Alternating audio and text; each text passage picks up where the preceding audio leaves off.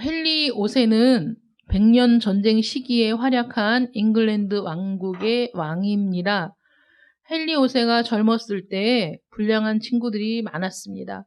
그들은 명예롭지 못하고 저급해서 시간만 나면 술과 노름과 여자들로 방탕하게 지냈습니다. 그런 친구들과 어울리는 동안에는 이 헨리는 왕이 될 사람처럼 처신하지 못했습니다. 그러다가 왕위에 오르게 되었는데 헨리가 왕위에 오르게 되니까 그 옛 친구들은 이제 자기들도 왕궁에 초대되어서 이제 더 화려하게 더 쾌락을 추구하며 살 수 있겠다라고 생각을 했습니다. 그런데 헨리는 왕위에 오른 후에 그들에게 철저하게 등을 돌리고 자신의 새로운 지위에 걸맞는 처신을 하면서 그들을 상종하지 않았다고 합니다. 여러분들은 영광스러운 자리에 이르게 되면 어떤 사람을 그 자리에 초대하고 싶으십니까? 프로야구 개막식 때 시구하는 사람으로 초청을 받는 사람들이 있죠. 또는 올림픽 성화 주자를 선정할 때에도 참 여러 가지로 고민하면서 누구를 그 성화 주자로 선정을 하는 것이 옳을까 그 주최 측에서 많이 고민을 하게 됩니다. 그래서 이렇게 개막식 때 시구를 하는 사람이라든가 올림픽의 성화 주자 같은 경우에는 항상 그 상징적인 의미를 전달할 수 있는 사람을 뽑게 되는 거죠. 주님께서 이제 새로운 부활체, 이전에는 정말 없었던 새로운 부활체의 영광스러운 모습을 처음으로 드러내서 만나는 영광, 처음 부활하신 주님을 만날 수 있는 영광을 과연 어떤 사람에게 주셨을까요? 오늘 본문은 그 주인공을 막달라 마리아로 소개를 하고 있습니다.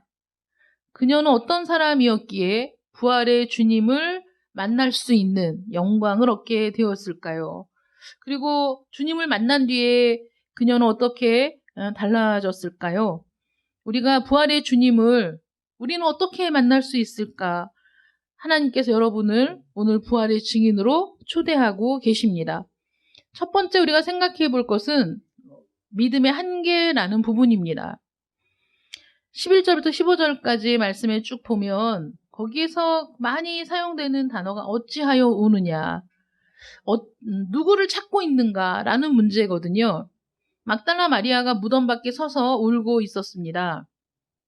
울면서 미련이 아직 남았는지 다시 굽으려서 무덤 속을 들여다봅니다. 그런데 거기에 천사들이 있었습니다. 근데 그 천사들이 마리아에게 여자여 어찌하여 우느냐라고 물었어요. 그 앞에 우리가 그 본문을 읽어보면 베드로와 요한이 무덤에 찾아왔습니다. 베드로와 요한이 왔을 때에는 천사들이 나타나지 않았었거든요. 빈 무덤만 보고 돌아갔어요. 그런데 마리아가 무덤 속을 들여다봤더니 거기에 천사들이 있었다는 거예요. 그런데 또 뒤에 누군가 있는 것 같아서 뒤를 딱 돌아보니까 예수님이 거기 서 계셨는데 마리아는 알아보지 못했어요. 예수님께서 말씀하셨습니다. 여자여 어찌하여 울며 누구를 찾느냐. 이 여인에게 천사도 나타나고 예수님도 나타날 만큼 이 여인이 중요한 사람일까요? 얼마나 중요한 사람이길래 그 수제자였던 베드로에게도 사랑하는 제자 요한에게도 나타나지 않았던 천사가 나타나서 이렇게 물어보고 예수님도 그 부활하신 영광의 몸을 이렇게 보여주셨을까요? 처음으로.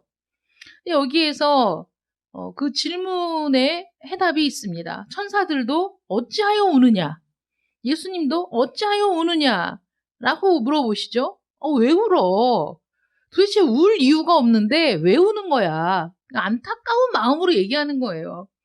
그렇잖아요. 우리가 아이를 양육할 때에도 아니 기저귀도 보니까 깨끗해 안 젖었어. 젖도 먹어서 배불러. 도대체 옷 목욕시키고 옷도 갈아입혀줬어. 근데 애가 막 울면은 엄마들이 뭐라고 얘기하죠? 도대체 왜 울어? 응? 기저귀가 젖은 것도 아니고 몸이 끄급한 것도 아니고 배가 고픈 것도 아닌데 도대체 왜 울어? 이제 그런 마음이죠. 도대체 왜 우니? 울 이유가 없는데 너 왜 우는 거야? 그냥 울게 내버려 두기에는 너무 안타깝다는 거죠. 마리아가 왜 웁니까? 마리아는 지금 죽은 예수의 시체를 잃어버린 것으로 잘못 생각하고 있는 거죠. 예수님이 분명히 죽으셨어. 그래서 그 시체를 지금 찾고 있는 거예요. 와서 좀 예수님의 그 죽으심 삼엄한 그 분위기 속에서 예수님이 그냥 그 모든 죄란 죄는 다 지은 죄인처럼 십자가에 달려서 그렇게 모진 고통을 당하고 죽으셨는데 그 죽으신 예수의 몸이라도 향유를 발라서 어떻게 해주고 싶은 그 간절한 마음으로 예수님을 찾는데 예수님이 없는 겁니다. 얼마나 황당합니까? 사람이 내 주를 가져다가 어디다 두었는지 내가 알지 못해서 웁니다. 응? 그 시체를 못 찾아서 웁니다. 라는 거예요. 지금 마리아에게 있어서 예수님은 사람들이 물건처럼 가져다가 어디든지 감추어 둘 수 있는 그저 송장에 불과했던 거죠. 시신에 불과했던 거예요. 예수님께 하는 소리도 동산지기인 줄 알고 주여 당신이 옮겨갔거든. 어디 두었는지 내게 이르소서. 그리하면 내가 가져가겠습니다. 라고 얘기하죠. 마리아에게 있어서 예수라는 존재는 지금 살아있는 인격체가 아니라 한때는 지극히 사랑했으나 지금은 시신에 불과한 예수로만 생각하고 있는 거예요. 죽어있는 시신. 옮겨두고 가져가고 적당한 곳에 둘 수 있는 그런 느낌? 바로 자기 앞에 살아계신 주님을 몰라본 이유가 무엇이겠습니까? 부활을 전혀 기대하지 않고 다시 살아나실 것이라고는 전혀 예상하지 못하고 오직 예수님은 시신으로 존재한다고 생각했기 때문에 예수님이 앞에서 나타나셔도 마리아가 예수님을 알아보지 못했다는 거죠. 그런 수준의 예수, 시신으로 존재하는 예수, 죽어있는 예수를 찾으면서 없어졌다고 지금 울고 있는 겁니다. 이 마리아의 모습이 바로 우리의 죽은 믿음, 죽어있는 예수의 모습, 죽어있는 믿음 속에 죽어있는 예수의 모습을 지금 너무나 잘 드러내고 있다는 거예요. 우리 믿음의 한계. 예수를 믿는다고 하면서도 때로는 신앙생활을 하면서 감동의 눈물을 흘리기도 하고 새벽부터 밤늦게까지 헌신하며 수고를 하기도 하는데 그 사랑에 비해서 믿음이 빈약하기 짝이 없는 경우가 허다하고 참된 부활의 능력을 경험하지 못한 채 예수님을 믿는 것으로 착각할 때도 많이 있다는 것이죠. 그 섬김과 헌신이 살아계신 주님을 모시고 따르는 것이 아니라 종교적인 활동의 하나로 정말 죽은 신을 섬기는 것 같은 그런 모습일 수 있다는 것이죠. 그런데 부활하신 주님은 나 살아있다 이렇게 말씀하시는 거예요. 나는 살아있어. 살아있는 나를 믿어야지. 응? 무덤에서 나를 찾으면 어떡하니? 라고 말씀하시는 거예요. 이런 얘기가 있습니다. 자동차 사고로 죽은 세 사람이 하늘나라로 가는 길에 질문을 받았어요. 똑같은 질문을 받았습니다. 장례식을 하면서 당신이 관 속에 들어있을 때 친구나 가족들이 애도하면서 당신에 대해 뭐라고 말하는 것을 듣고 싶습니까? 라고 물어봤어요. 첫 번째 사람이 이렇게 얘기합니다. 저는 아주 유능한 의사였으며 훌륭한 가장이었다는 평가를 듣고 싶습니다. 자기가 죽었을 때. 두 번째 사람은 저는 아주 좋은 남편이었으며 아이들의 미래를 바꾸어 놓은 훌륭한 교사였다는 말을 듣고 싶습니다.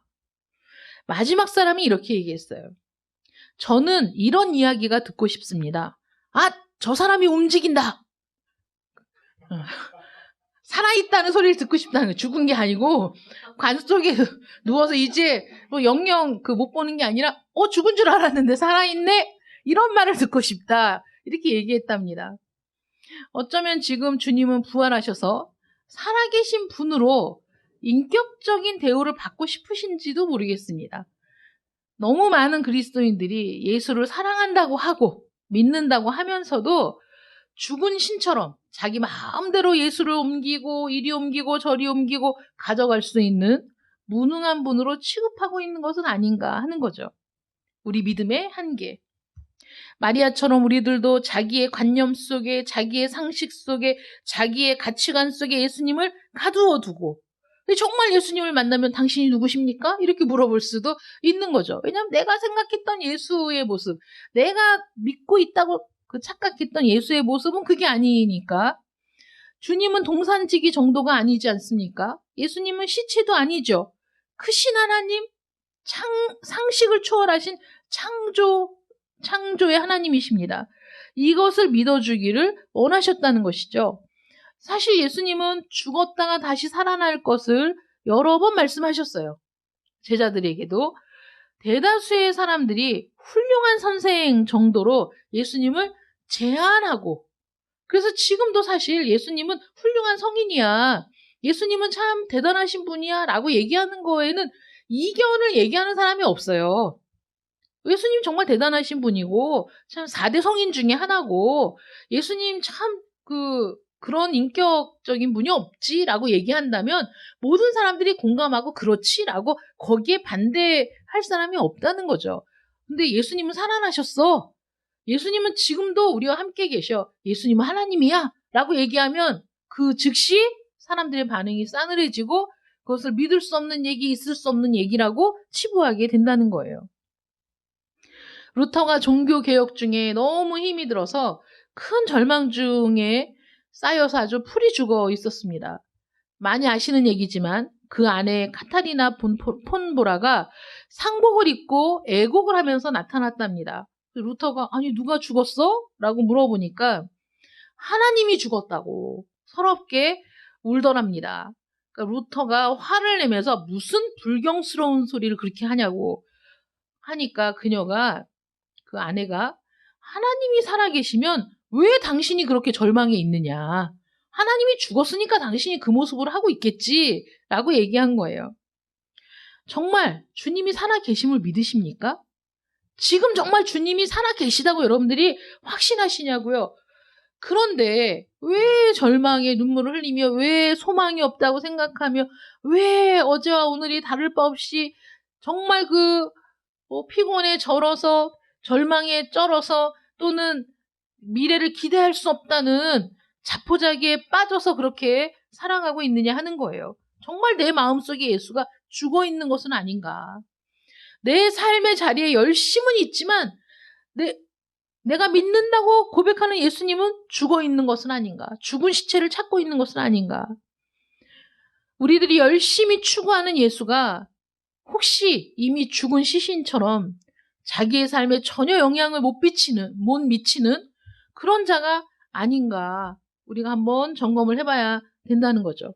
마리아는 열심히 추구했지만 예수의 부활을 전혀 기대도 하지 않았습니다. 친히 나타나셔도 알아보지 못했습니다. 우리가 믿는 예수님은 부활하신 그 예수님이십니까? 아니면 십자가에 그냥 죽으시고 끝인 분이십니까?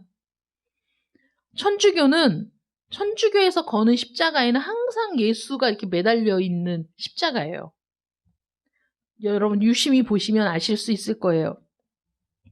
예수께서 고난받는 것을 강조하기에 십자가에 매달린 예수상이 있습니다. 그런데 개신교에서는 주님이 부활하셨어! 여전히 십자가에 달려 계신 게 아니야, 우리 주님은. 십자가에 달려 고난을 받으셨으나 이제 그 주님은 부활하셨어. 죽음을 이기셨어. 승리하셨어. 이제는 하나님 보좌 우편에 앉아 계신 분. 그래서 우리의 십자가에는 예수님이 매달려 있지 않아요.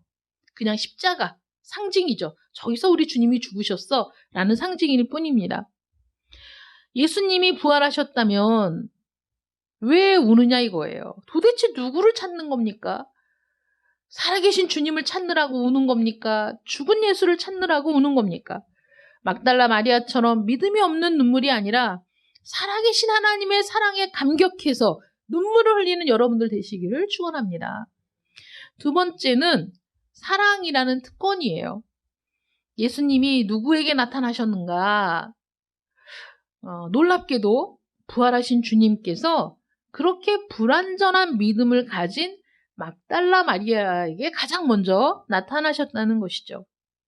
기독교는 믿음의 종교인데 어떻게 이렇게 믿음이 부족한 그녀에게 부활의 첫 증인의 영광이 돌아갈 수 있었겠는가?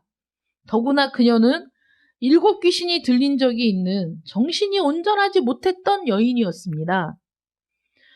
일반적으로 누가복음 7장에 나오는 예수님의 발에 기름을 부은 그 죄인인 여인이라는 그런 전통적인 해석도 있습니다. 그래서 17세기에는 막달라인이라는 말은 자신의 행실을 고친 매춘부들을 일컫는 말이었다고 합니다. 그렇게 본다면 이 여인은 가장 천한 사람임에 틀림이 없는데, 그런데도 주님은 수제자 베드로에게 나타나신 것이 아니고 사랑하는 제자 요한에게 나타나신 것도 아니고 가장 취했던 자, 가장 밑바닥의 인생을 살았던 자, 그에게 가장 영광스러운 부활의 모습을 나타내셨다는 거죠. 더군다나 부활을 믿지 않은 제한적인 신앙을 가진 그 여인에게 나타나셨습니다.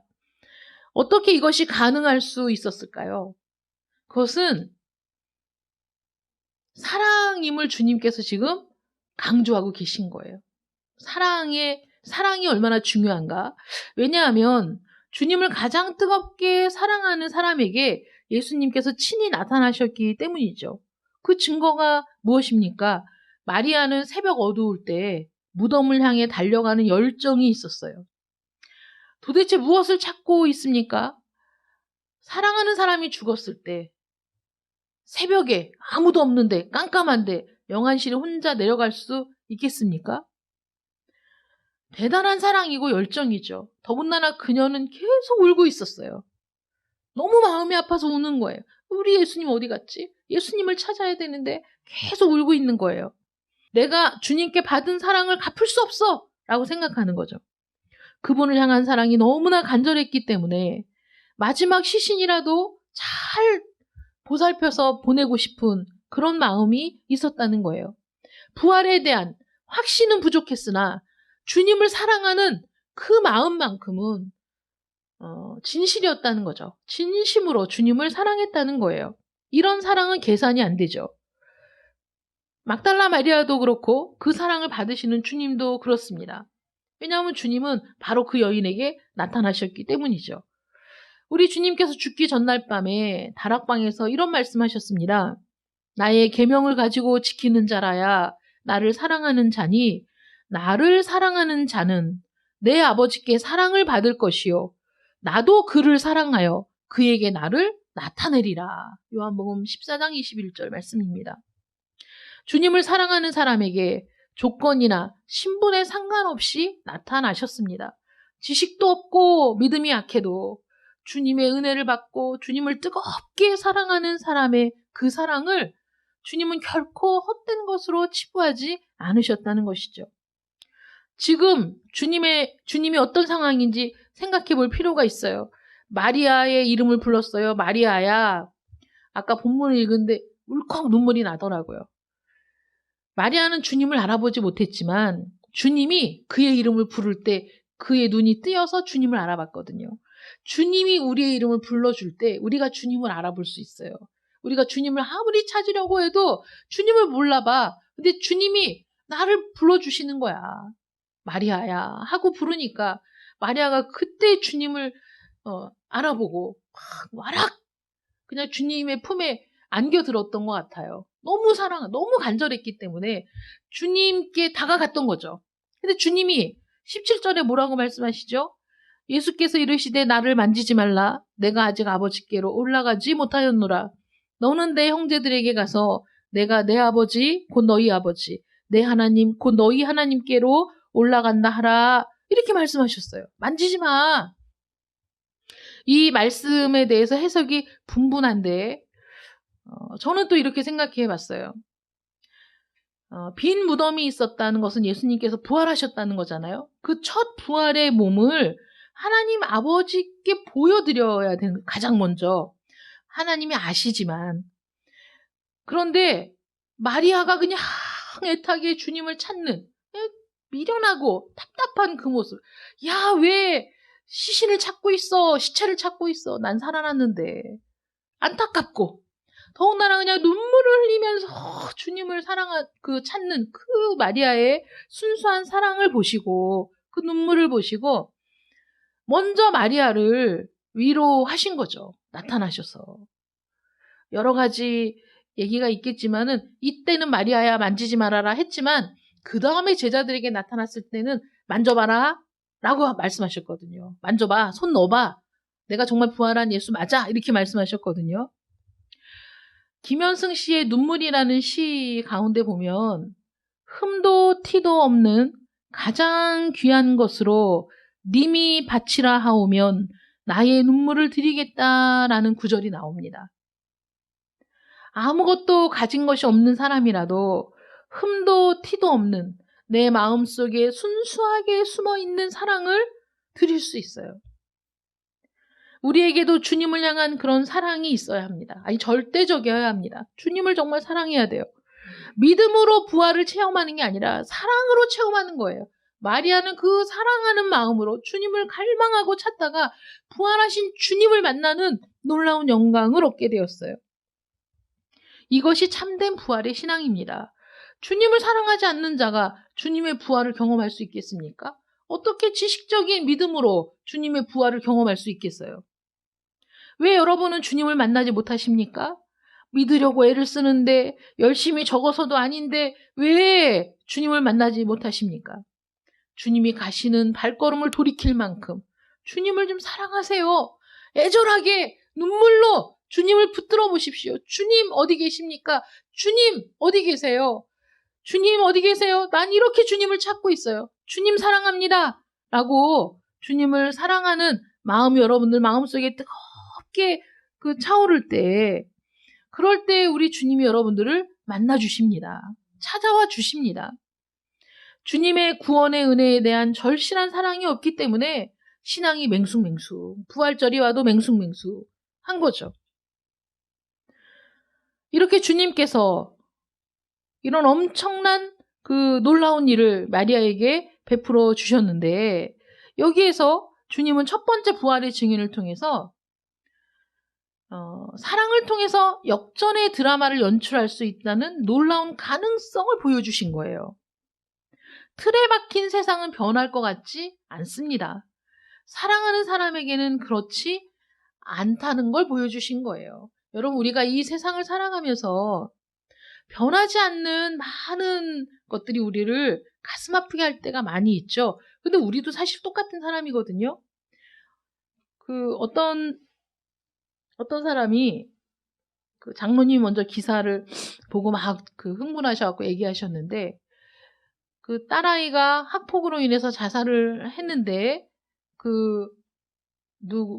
권모모 변호사가 변호를 맡았는데 한 번도 거기 참석하지도 않고 이래서 재판에 패소했는데도 그 패소 사실도 알리지 않았다 이런 기사가 나왔잖아요. 근데 유족이 페이스북에 이런 글을 올렸다 해서 그게 나왔는데 너무 마음이 아팠어요. 거기에서 가해자를 부각시키는 그러니까 유족을 절망에 빠뜨리는 일이 그거라는 거예요. 가해자를 부각시키는 일, 온 언론이 달려들어서 무슨 당장이라도 일을 해결해야 한다고 막 들썩들썩 하는 일, 거기에다 또 모든 사람들이 정의의 편인 것처럼 거기에 대해서 또 막 흥분하는 일, 그리고 아무것도 일어나지 않는 일. 여러분, 우리도 누가 그러더라고요. 학폭을 당한 사람이 그렇게 막 열불 내서 정의를 외치는 사람들이 더 싫대요. 한순간에 불길처럼 확 타올랐다가 그 다음에 우리는 일상으로 돌아가 버리죠. 그런 일이 있었는지 기억도 하지 않습니다. 어떻게 해결됐는지 궁금하지도 않아요. 관심을 기울이지 않아요. 우리는 제2차, 제3차, 제4차 가해를 하는 것과 똑같은 거예요. 과연 이 일이 어떻게 해결됐는가? 이 일이 정말 정당하게 해결이 됐을까? 관심을 갖는 사람. 또는 기자들도 그 모든 일들을 취재하면서 오랜 시간이 걸리겠지만 책임감을 가지고 이런 일이 있었는데 이게 어떻게 어떤 결과가 있었고, 그래서 추후에 어떤 보상이 주어졌고, 이런 것들이 후속 기사가 나오고 이러면서 관심을 꺼트리지 않는, 그래야 피해자가 충분히 보상을 받고 위로를 받는 상황이 되는데, 그게 안 되면 2번 상처받고 또 그 일이 거론되면 또 불같이 일어났다가 또 잊혀지면서 또 상처를 받고 이런 일들이 반복된다. 두렵다는 거예요, 그게. 이렇게 기사가 나와도 두렵고 찾아와도 두렵고, 그리고 나서 잊혀지겠지? 나는 또 홀로 남겠지? 이런 모든 상황들이 해결되지도 않고 정의는 실현되지도 않고, 그리고 여전히 나는 이 상태로 또다시 떨어지겠지라는 것이 절망적이라는 거예요. 이 틀에 박힌 세상이 변할 것 같지 않다라는 것이 우리에게 절망이 되는 거잖아요. 이런 인식은 변할 것 같지가 않아. 이런 상황이 변할 것 같지 않아. 이런 일들은 계속해서 지속될 것 같아. 내가 아무리 애를 써도 이건 바뀌지 않을 거야. 내가 아무리 죽으림을 다해도 이 편견의 벽을 무너뜨릴 수 없을 거야. 라고 우리가 절망하는데, 우리 주님은 부활의 첫 증인을 막달라 마리아로 삼으면서, 그녀에게 우리 주님께서 처음으로 나타나시면서 그 시대의 고정관념을 다 깨뜨리고 그 시대에 넘을 수 없는 벽들을 다 무너뜨린 것이 바로 이 사건이라는 거예요. 첫 번째 부활의 증인을 이 여인으로 삼았다는 것이 굉장히 놀라운 일이라는 거죠. 왜냐하면 막달라 마리아가 예수님이 전해라! 막 말씀하셨어요. 사명이죠? 너 가서 전해. 이제 내가 아버지께로 올라갈 거야. 내 형제들에게 전해! 라고 말씀하셨는데, 막달라 마리아가 그 사명을 받고 열심히 내려가서 제자들에게 전했을 때 제자들이 정말? 라고 믿고 예수님의 부활을 확인했을까요? 확신했을까요? 아니라는 거예요. 믿지 않았다는 거예요. 제자들은 그녀의 말을 믿지 않았습니다. 물론 주님께서 부활하셨다는 것도 이들이 믿을 수 없었겠지만, 그것도 문제지만, 주님이 이 여인을 첫 부활의 증인으로 선택했다? 이거는 있을 수가 없는 일이지 라는 그 당시의 고정관념, 편견. 그렇잖아요. 우리가 제자들인데 나타났으면 수제자 베드로에게 나타나던가, 아니면 주님이 사랑하셔서 품에 안으셨던 요한에게 나타나셨던가. 이렇다면 우리가 믿을 수 있지. 여러분, 이게 세상의 고정관념, 세상의 편견, 깨뜨릴 수 없을 것 같은 그런 견고한 인식, 그런 상황이었던 거죠. 그래서 부활의 증인으로 막달라 마리아를 선택했다라는 것에 대해서 그럴 리가 없다. 자기들을 두고 여자에게 먼저 나타날 리가 없다. 더군다나 천한 막달라 마리아에게 어림없다라고 생각했다는 거예요. 마가복음 16장 9절로 11절에 보면 예수께서 안식 후 첫날 이른 아침에 살아나신 후 전에 7 귀신을 쫓아내어 주신 막달라 마리아에게 먼저 보이시니, 마리아가 가서 예수와 함께하던 사람들의 슬퍼하며 울고 있는 중에 이 일을 고하매 그들은 예수의 살아나셨다는 것과 마리아에게 보이셨다는 것을 듣고도 믿지 아니하니라. 듣고도 믿지 않았다는 거예요. 여기에서 제자들이 듣고도 믿지 않았다라는 것은 2가지입니다. 첫 번째, 예수님이 살아나셨다는 것을 믿지 않았다. 2번째, 마리아에게 보이셨다는 것은 더욱 있을 수 없는 일이라고 생각해서 믿지 않았다라는 것이죠. 왜 우리들에게 나타나지 않았겠느냐라는 헛된 생각에 사로잡혀 있었다는 거예요. 예수님은 그 생각을 그냥 깨뜨려 버리셨어요. 교권적인 권위의식 깨뜨려 버리셨어요. 가부장적인 남성 중심의 사고 무너뜨리셨어요. 가장 천한 여인을 가장 존귀한 증인으로 세우신 것입니다. 17절, 18절 말씀을 보세요. 놀라운 사명이 마리아에게 주어졌어요. 너는 내 형제들에게 가서 이르라. 형제들이 누굽니까? 제자들이죠. 마리아는 제자들에게 부활을 증거하고 가르치는 주님과 제자들 사이의 중개자, 계시의 전달자로 위임이 된 겁니다. 막달라 마리아가 가서 제자들에게 내가 주를 보았다 하고 또 주께서 자기에게 이렇게 말씀하셨다 이르니라. 주님이 하라고 한 대로 그대로 이행한 거죠. 여기에서 내가 주를 보았다, 주께서 나에게 이렇게 말씀하셨다라는 표현은 옛날 선지자들이 하나님의 말씀을 대언할 때 쓰는 표현들이에요. 내가 하나님을 만났다. 하나님이 이렇게 말씀하셨다. 그거잖아요. 하나님이 나에게 이렇게 말씀하셨다. 그래서 나는 너희에게 이 말을 전하는 거야. 이게 선지자들의 사명이에요. 그런데 지금 막달라 마리아는 바로 그 하나님의 말씀을 대언할 자로 부름받았다는 거죠. 우리 주님이 그렇게 그 사명을 주실 자로 막달라 마리아를 가장 먼저 만나주셨다는 거예요. 이 천지개벽할 일인 거죠. 제자들에게는. 스위스의 교육자 칼 힐티는 이렇게 말했습니다. 인간 생애 최고의 날은 자기의 사명을 자각하는 날이다. 아, 나에게 이런 사명이 있었구나 라고 깨닫는 날이 내 인생 최고의 날이라고 얘기한 거죠. 눈물 범벅이 되어도 주님을 알아보지 못했던 막달라 마리아에게 이 날은 인생 최고의 날입니다. 이제 어디 가든지 부활의 증인으로 살아가게 될 겁니다. 부활이 안 그러겠어요, 여러분? 부활의 주님을 만났어요. 주님이 말씀하신 걸 들었어요. 어디 가든지 내가 부활의 주님을 만났다고. 주님이 이렇게 말씀하셨다고. 어디 가서든지 자랑스럽게 떳떳하게 말할 수 있었다는 거죠. 주님께서 값지게 보시는 것은 남자냐 여자냐, 높은 신분이냐 천한 신분이냐, 지식이 많으냐 적으냐, 능력이 많으냐 적으냐가 아니라 주님을 향한 진실하고 순수한 사랑, 주님을 바라보는 마음. 그런 사람에게 소중한 사명을 맡긴다는 거예요. 아무것도 없어도 주님을 진심으로 사랑하는 마음만 있으면 인생 역전의 드라마가 가능해진다는 겁니다. 어떤 분이 그 얘기를 하더라고요. 화초, 식물을 기르는 사람들이 얼마나 정성을 기울이는지 자기 자식이라고 얘기한다는 거죠. 저도 그 전에 그런 말을 듣긴 했어요. 내 새끼야, 내 자식. 자식 같아 이렇게 얘기하는 거예요. 화초를 키우면서. 근데 그분 얘기가 아유 식물을 사랑하는 사람들 보면요.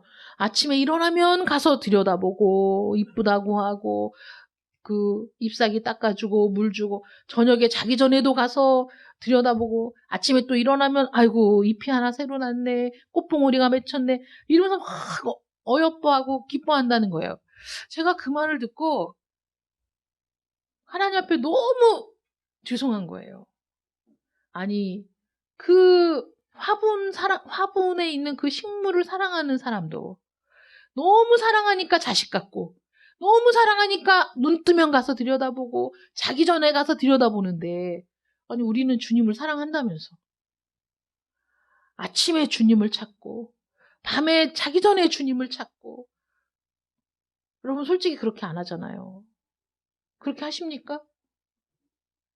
내가 너무 애정을 쏟아서 내가 애정을 쏟으니까 시간을 쏟아 정성을 쏟아 그래서 그냥 너무 사랑스러워 너무 좋아 안 봐도 보이는 것 같아 며칠 안 보면 보고 싶어 어떤 사람은 여행도 못 간대요 왜냐면 얘네가 화분에 겉에 흙이 마르면 물도 줘야 되고 늘 살펴봐야 되고 어디 가려면 불안해 얘네가 혹시 죽으면 어떡하지 떡잎이 지면 어떡하지 그렇게 사랑한다는데 나는 정말 이거 예수님을 이거 화초보다도 사랑 안 하는 거 아닌가. 그런 생각이 드는 거예요. 내가 주님을 사랑하는 게 이게 정말 나 주님을 사랑한다고 말할 수 있는가. 그런데 막달라 마리아는 비록 불완전한 믿음이었어도 주님을 사랑하는 그 마음만큼은 그 누구와도 견줄 수가 없었다는 거죠. 베드로와 요한이 들여다보고 예수님이 없네? 이상하네? 하고 돌아갔지만 또 들여다보고 예수님이 그냥 마음이 그냥 그 무너지는 것 같은 거예요. 어디 간 거야? 도대체 누가 가져간 거야? 아주 애달파 마음이 죽는 거죠. 그러니까 눈물을 흘리면서 울면서 그렇게 주님을 찾으니 주님이 그냥 가시다가도 돌아와서 마리아야 하고 불러주시는 거 아니겠어요? 주님의 부활이 무엇입니까? 철저한 실패의 상징인 십자가의 죽음이 완전한 승리의 사건으로 변한 거 아닙니까? 죄인으로 낙인 찍혀서 유대 법정에서 로마의 법정에서 사형 선고를 받은 예수님이 죄인이 아니라 의인이었다고 하나님에 의해서 판결이 완전히 엎어지고 하나님의 공의가 바로 세워지고 하나님의 정의가 세워지는 그런 사건이 아니냐 하는 거예요. 사람들이 우습게 여겼던 갈릴리의 목수 출신 비천한 직업의 그 예수가 아니라 예루살렘의 제사장보다 그분이 더 거룩한 분임을 드러낸 사건이 아니냐 하는 거죠. 예수님의 부활이 복된 이유는 우리에게 임할 하나님의 나라가 어떤 것인지를 극명하게 보여주기 때문이에요. 애벌레를 보면서 애벌레가 나비로 변할 것을 보시는 주님이십니다. 우리가 지금 연약해도, 우리가 지금 애벌레 같아도 이제 곧 나비가 될 거야. 아름답게 성장할 거야. 라고 기대를 갖는 분이 우리 주님이시라는 거죠. 시체를 청년으로 부르신 주님의 은혜가 아닙니까? 죽었으나 죽지 않았다고 말씀해 주시는 분이 주님이시잖아요. 그러므로 주님의 부활을 믿는 사람은 다른 어떤 사람도 멸시하지 않습니다.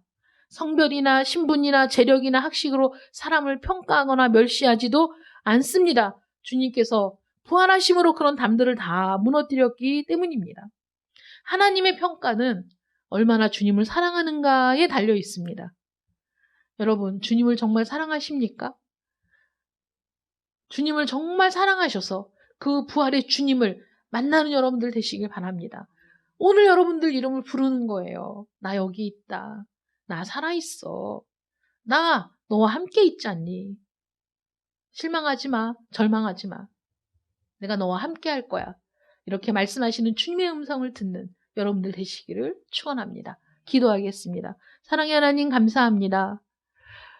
우리는 이 세상을 살아가면서 이 세상의 인식, 이 세상의 평가, 이 세상의 기준에 너무나 익숙해져 있습니다. 거기에 맞춰 사느라 너무 바쁩니다. 힘이 듭니다. 지칩니다. 그러는 동안에 부활하신 주님을 잊었습니다. 그 능력을 잊었습니다. 마음이 초조하고 불안합니다. 미래에 소망이 없는 것 같습니다. 그러나 막달라 마리아처럼 불완전한 믿음 속에서도 주님을 사랑하는 뜨거운 열정이 있을 때 주님을 만난 것처럼 우리 안에도 주님을 향한 뜨거운 사랑이 있기를 원합니다. 주님을 갈망하는 마음이 있기를 원합니다. 갈망하며 주님을 찾으며 주의 사랑을 잊기를 원하는 우리 모두의 심령 속에 우리 주님께서 우리의 이름을 부르시며 초청하는 그 음성이 들리기를 원합니다. 사랑하는 마음으로 주님을 만나니 그 주님은 부활의 주님이었고 부활의 주님은 영원토록 사시며 우리를 다시 부활로 이끄시는 능력의 주님이십니다. 그 주님 때문에 나는 오늘 부활의 생명으로 살고 그 주님 때문에 나는 영원한 소망을 가질 수 있고 그 주님 때문에 모든 편견을 무시하고 주와 은혜를 나누며 살아갈 수 있는 거룩한 존재가 되었습니다. 하나님, 이제 앞으로 그 부활의 증인이 되어 부활의 주님과 동행하며 살아가는 저희들 되게 하여 주시옵소서. 예수님의 이름으로 기도드립니다. 아멘.